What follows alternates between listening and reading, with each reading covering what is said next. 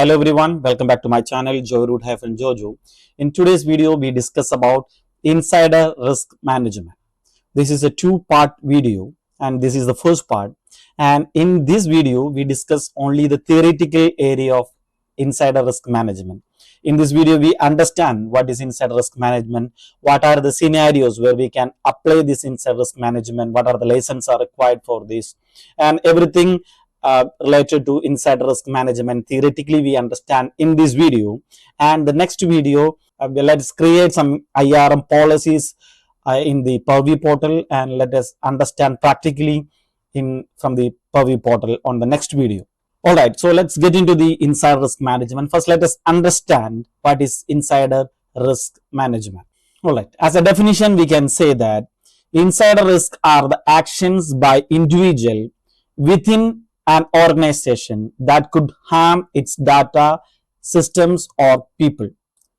It's an action by individual within the organization. We always think that attacks come from outside. Data leakage comes from outside, the external users. Even the data leakage can come from the employees inside the organization.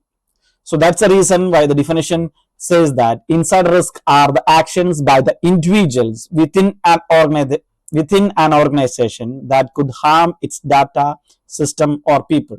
If we check the licensing option for insider risk management, it comes with a 365 E5 license. Or if you have E3 license, then you will have to purchase the E5 compliance add-on separately to have this insider risk management licensing. All right. Now let's go through the Microsoft official learning page to understand more about insider risk management. In the exam series SC-401, Information Security Administrator Associate, it is detailedly given what is an insider risk and how it works. All right. So what is an insider risk? We already discussed. It's an insider when someone within the organization take an action that could harm its people, data, or system. So let's discuss more about the type of insider risk. There are two types of insider risk. One is malicious insider risk and second one accidental insider risk. Malicious insider risk is nothing but deliberate action. Purposefully an employee take an action to harm the organization. This occurs when someone deliberately act against the organization. Their action might include theft, sabotage, or leaking confidential information. So, example, a frustrated employee downloads trade secrets and shares them with the competitor. So, this is a kind of insider risk, and this is called a malicious insider risk. Next one is accidental insider risk. This involves unintentional actions. Employee unintentionally, not purposefully, by mistakes or negligence that result in harm to the organization. Not purposefully he does it, due to his negligence or by mistake, there is some data leakage that result and harm to the organization. For example, an employee open a phishing link or exposing sensitive company data. So these type of risk are called accidental insider risk. All right. So now let's see the common insider risk scenarios. First one, data exfiltration. Employees transferring confidential files to the personal devices or external cloud services, something like Google Drive or any other external cloud services. They transfer the data, they download the data from SharePoint or OneDrive, and they transfer to some external cloud services. That is one form of insider risk scenario. Then privileged account misuse. A global administrator or some privileged account misusing the admin access to view or alter some sensitive data. That's an insider risk. Then comes negligence actions. Failing to follow security protocols such as leaving laptop unlocked in the public space, and all that leads to an risk to the organization. Then departing employee. taking sensitive information when leaving the company. So these are the common forms of insider risk. So what are the effects of insider risk management? There will be having financial consequences, reputation damage, then operational disruption for due to the insider risk. So how the Microsoft Purview portal works for insider risk management? How it works? The first thing, it identify the risk, surface the activate the Purview portal that surface activate that could lead to data breaches, compliance violations, or other harmful outcomes. It identify the risk first, then investigate the context, analyze the circumstances behind these risky activities to understand their significance and determine next steps. First the identify the risk. What the Purview portal, in Purview portal, if you write some policy for the insider risk management, what exactly it does and how it works. The first one, it identify the risk, then investigate on the context, then take action. Actions can be something like sending notification to the HR people, or adjusting the policies, or escalating the cases for the deeper review. So these can be the actions.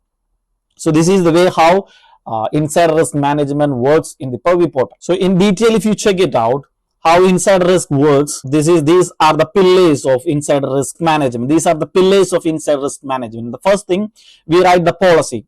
Define the type of activity to evaluate, such as data exfiltration or security violation, using predefined templates.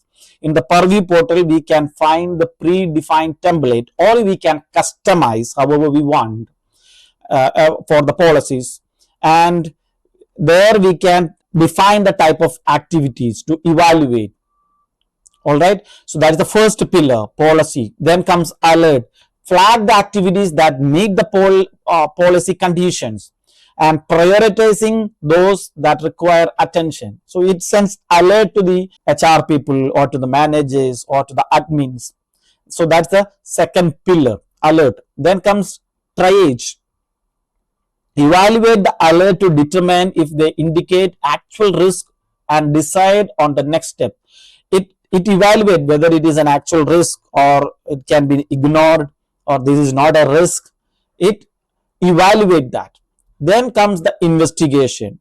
Examine the case with tools that provide insight into the risk patterns and related activities. When this in the triage, when we find that it's a risk, there is some data leakage has already happened, then we get into more investigation, and at the last we take action.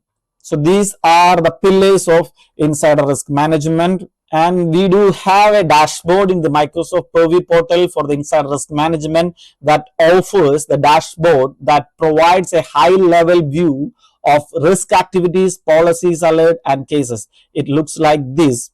Alert dashboard help the reviewers to prioritize risk by displaying the severity status and the type of activities flagged by policies. It highlights the critical alerts, enabling quick action on high priority risk. So when we go to the dashboard as an administrator, when we go to the dashboard and review the dashboard, we get an overview about how our insider risk management in our organization. We can go through with the dashboard, and it will give you a high level view on how exactly it works. And when we dig on it, we can find it out exactly how the insider risk management works in our organization. This is a theoretical area. So this is an understanding and theory about insider risk management. I can share you two other scenarios where insider risk can be applied. So and with that we will conclude this video. All right, so I can share you the situation. Sarah, she's a senior sales manager, and she get an offer from a direct competitor. She does not tell to anyone else in that organization, and secretly she is want to download some data and share that to the competitor and then leave the organization. This is her plan. So Sarah plans that. So she does not tell to anyone yet. Over the next 2 weeks, before she hands in her resignation, she starts quietly downloading the company's entire client database, pricing strategies, an upcoming proposal to a personal cloud storage like Google Drive or any other personal storage. So she can use them at her new job. So this is a situation. So how IRM, Insider Risk Management, helps to prevent SARA? IRM connects the dots. It notices the pattern. SARA is downloading 500% more files than usual.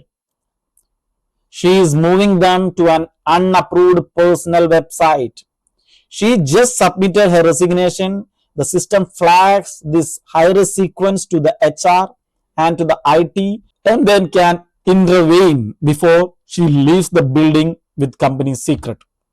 So this is a scenario. All right. So I can give you the other situation. So this is purposefully does it. So malicious insider risk. Now the second one is accidental one. We can collect a situation. Mark in finance is workloaded and rushing to finishing the quarterly report late on Friday. So he is Mark. He is in finance in his workload and rushing to finish the quarterly report late on Friday. He intends to email spreadsheet containing the salaries and social security numbers of every employee to the CFO. So he was about to send the spreadsheet to the CFO. In his haste, he accidentally auto-complete the wrong email address and sent to the external vendor with a similar name. So our company's employees' salary and the social security numbers has been shared to an external vendor accidentally. So in that case, how HRM helps us? Sorry, not HRM, IRM helps us. IRM detect that file tagged as highly confidential just left organization boundary via email to an untrusted recipient. It can be immediately alert security team so they can try to recall the email or contact the vendor to ensure the deletion, drastically reducing the legal and reputational fallouts. So in this way, insider risk management help the organization to protect and decrease the data leakage. Alright, so that is the theoretical area about insider risk management. In the next video, let us practically create some policy and let's see how it works, what we can see in the insider risk management in the next video. Thanks for watching this video. We will meet in the other video. Till then, goodbye.